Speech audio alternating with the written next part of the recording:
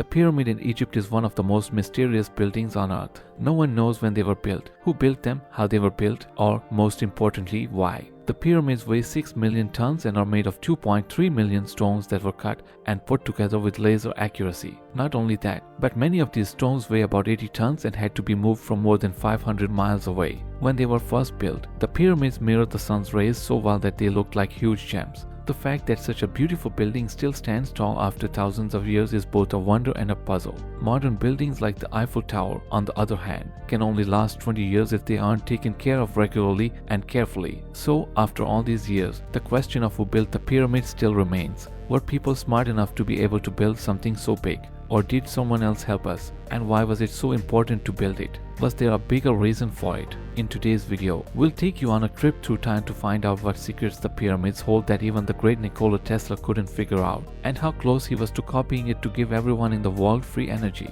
Welcome to Info Plus, it's time to look around. The Earth welcomes Nikola Tesla thousands of years after the pyramids were built. This is because Earth is in the Goldilocks zone of a rather lonely and unimportant star. We also know that Tesla went on to become one of the most important people who ever lived. This child would be skilled in 8 languages, be able to do integral and differential math in his head, and be able to repeat all of the Siberian epic songs from memory. He also came up with the electrical dam, neon lights, radio control, the electric motor, and tried out cryogenic engineering years before it became common knowledge. He also figured out the Earth's resonant frequency, which wasn't proven to be right until 50 years later. In fact, Tesla did so much for humanity that he is directly responsible for 80% of the technology we use today. Tesla thought that the pyramids of Giza had a higher purpose, so he spent his whole life looking into them. He wondered if they weren't big energy emitters. This was around the same time he was looking into how to send energy without wires. He realized that electrical energy was sparkling in the ionosphere and that it could be used. He looked at the Earth as if it were a huge electric machine with 2 magnetic poles that could make an infinite amount of power. So, in 1905, Tesla filed a patent in the US called the art of transmitting electrical energy through the natural medium. This patent explained how to build a number of machines around the world that would receive energy from the ionosphere. Tesla's electromagnetic pyramid is the name for his triangle-shaped idea. Here's the thing though, after he died in a strange way, his finding and gadget went away. So you have to wonder, did Nikola Tesla really find a way to make power without limits? Did he really know what the Great Pyramid's secret was? When J.P. Morgan gave Tesla $150,000 to build his wireless station, he made sure that Tesla had a 51% stake in the company and a 51% share of any wireless rights that came out of the project. Both now and in the future, Morgan's decision to put money into something that would hurt the market and kill his other goods was a bit strange. Tesla's method would have sent the world into a deep slowdown and maybe even a very deep depression at that time. A big part of the economy was built on building the power lines and making energy, which both brought in a lot of money and work. Wireless would get rid of that in the power plants as well.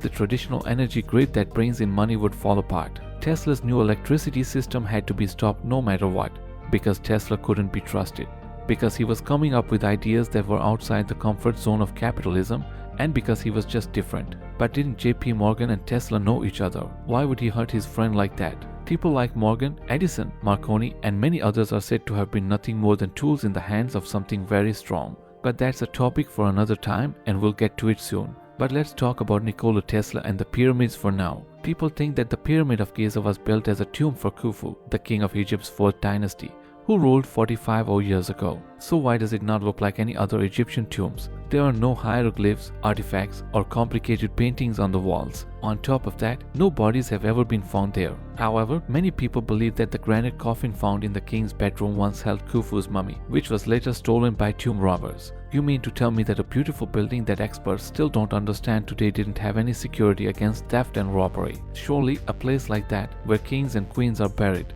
would have a lot of security. Marvel of architecture, the pyramid's sizes are lined up so well that only modern engineering can beat it. The reddish-brown blocks we see today make up most of the Great Pyramid. These blocks are made of nummullite limestone. Even though these rocks are easy to find near the spot, other parts of the pyramid had to be brought in from almost 500 miles away. The outside of the pyramid used to be made of bright white limestone that was clean, smooth, and fit together so tightly that it looked like a big gem. I still don't understand how they moved thousands of 10-ton stone blocks. Now, here's something interesting. A rare type of granite called pink granite was also brought in from far away because it has a lot of quartz, also known as silicon dioxide. If you squeeze a piece of quartz, electricity can flow through it. What do you know? Quartz is used to make the walls and rooms inside the pyramid. With the right amount of pressure, the Great Pyramid could make a lot of power. In the Pyramid Code, a 2016 Netflix program, researchers and thinkers say that ancient Egyptians went to the Great Pyramid to get more good energy. People who have made the hard walk to the top of the Great Pyramid say that they felt small but noticeable changes in energy, tingling in their limbs, and even electric shocks. It is now against the law to climb to the top of the Great Pyramid.